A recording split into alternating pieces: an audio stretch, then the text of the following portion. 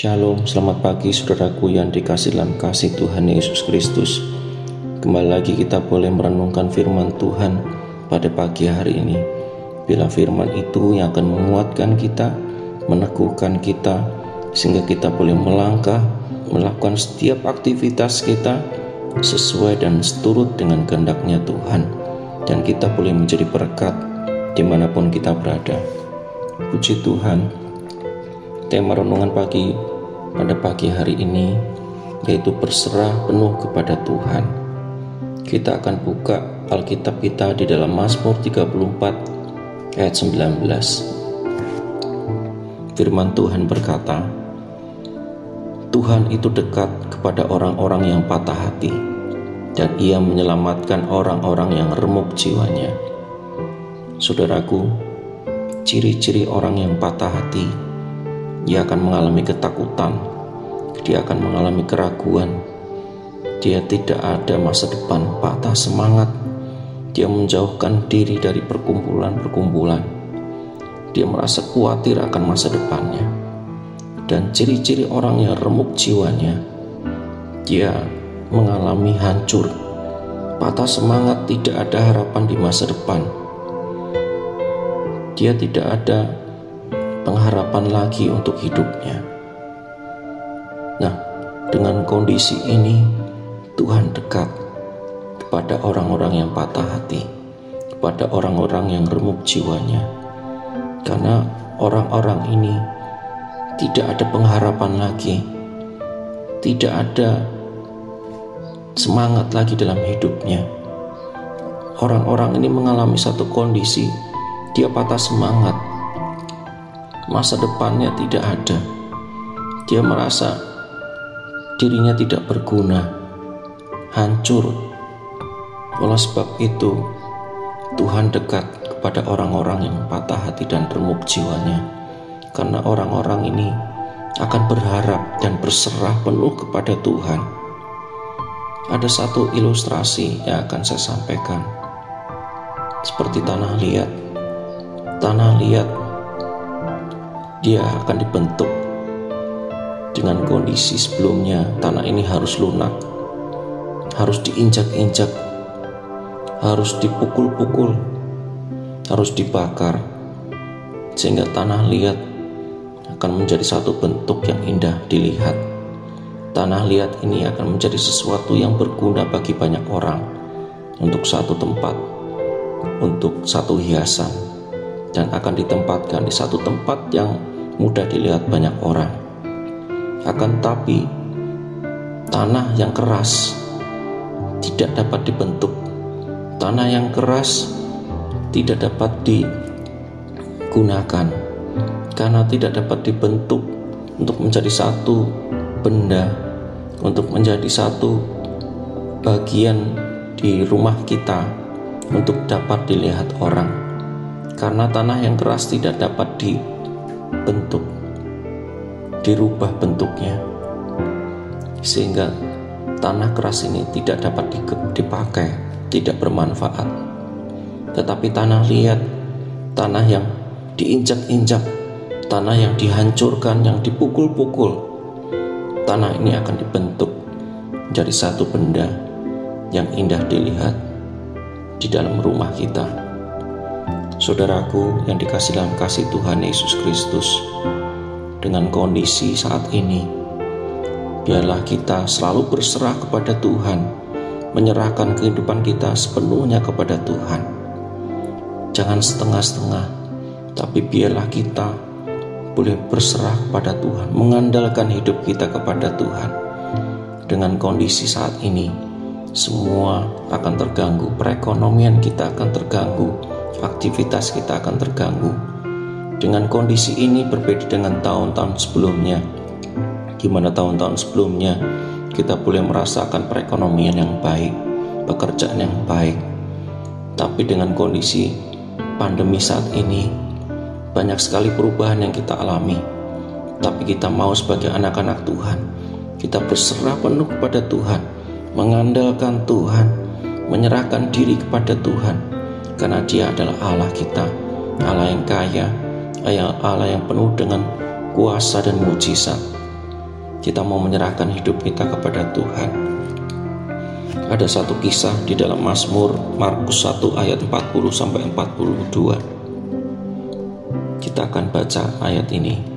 Di sini Yesus menyembuhkan seorang yang sakit kusta. Ayat 40. Seorang yang sakit kusta datang kepada Yesus, dan sambil berlutut di hadapannya, ia memohon bantuannya. Katanya, "Kalau engkau mau, engkau dapat mentahirkan aku." Maka tergeraklah hatinya oleh belas kasihan. Lalu ia mengulurkan tangannya, menjamah orang itu dan berkata kepadanya, "Aku mau, jadilah engkau tahir." Seketika itu juga lenyaplah penyakit kusta orang itu, dan ia menjadi tahir. Orang kusta ini dia berserah pada Tuhan karena masa depannya sudah tidak ada. Orang kusta ini patah semangat. Orang kusta ini sudah capek dengan hidupnya. Makanya orang kusta ini berkata kepada Tuhan, "Kalau engkau mau, engkau dapat mentahirkan aku." Orang kusta ini sudah menyerahkan, sudah capek dengan hidupnya. Makanya dia mengandalkan Tuhan. Satu-satunya yang dia andalkan adalah Allah yang dapat menyembuhkan dia. Dia sudah berserah, dia sudah pasrah. Makanya berkata, "Kalau engkau mau Tuhan, engkau dapat menyembuhkan aku." Orang kusta ini sudah capek, saudara. Orang kusta ini sudah patah semangat. Tapi di saat dia berserah kepada Tuhan, menyerahkan hidupnya dengan kondisi sakit yang dia alami, dia percaya Allah yang sanggup menyembuhkan dia. Satu-satunya Allah yang dia andalkan akan sanggup menjamah dia dan menyembuhkan dia. Dan pada ayat yang ke-42, seketika itu juga lenyaplah penyakit kusta orang itu, dan ia menjadi tahir. Dengan berserah pada Tuhan, dengan mengandalkan Tuhan, orang kusta ini bisa sembuh. Saya percaya dengan kita semua, kita percaya, kita berserah pada Tuhan, mengandalkan Allah yang hidup. Apapun kondisi kita, di saat kita lemah, di saat kita mengalami satu titik terendah, kita mau berserah pada Tuhan dan mengandalkan Tuhan, maka Dia akan selalu menyertai kita dan memberikan jalan keluar atas apa yang kita alami. Saudaraku yang dikasihi Tuhan Yesus Kristus, biarlah hidup kita selalu penuh pengharapan kepada Tuhan dan mengandalkan Tuhan dalam segala sesuatu yang kita lakukan. Maka Ia akan memberkati dan menyertai kita, dan hidup kita selalu penuh pengharapan dengan Tuhan dan diberkati serta menjadi berkat bagi banyak orang. Puji Tuhan, renungan pagi pada hari ini tidak saya panjangkan, tapi biarlah kita selalu mengandalkan Tuhan, berserah penuh kepada Tuhan dalam segala sesuatu, mengandalkan Tuhan dalam hidup kita. Saya mengajak kita semua untuk berdoa. Allah yang kami sembah di dalam nama Tuhan Yesus Kristus, Kaulah Allah yang baik, Kaulah Bapa kami, Kaulah Raja kami, Allah yang begitu dekat dengan kami Tuhan. Kami begitu bersyukur Tuhan Yesus, Kau selalu ada bersama-sama dengan kami Tuhan. Tuhan Yesus, kalau pada saat pagi hari ini kami mau Tuhan Yesus, biarlah seluruh kehidupan kami, apa yang ada dalam hidup kami, selalu mengandalkan Engkau Tuhan, berserah pada Engkau Tuhan, supaya kami Tuhan boleh menjadi berkat dimanapun kami berada. Ya Bapa, biarlah pada hari ini kami boleh Tuhan melangkah bersama-sama dengan Engkau Tuhan, mengandalkan Engkau dalam setiap aktivitas kami Tuhan. Kami mau berserah hanya kepada Engkau Tuhan, karena Engkaulah Allah kami. Terima kasih Tuhan, terima kasih Tuhan. Berkati setiap umat-Mu Tuhan dimanapun mereka berada.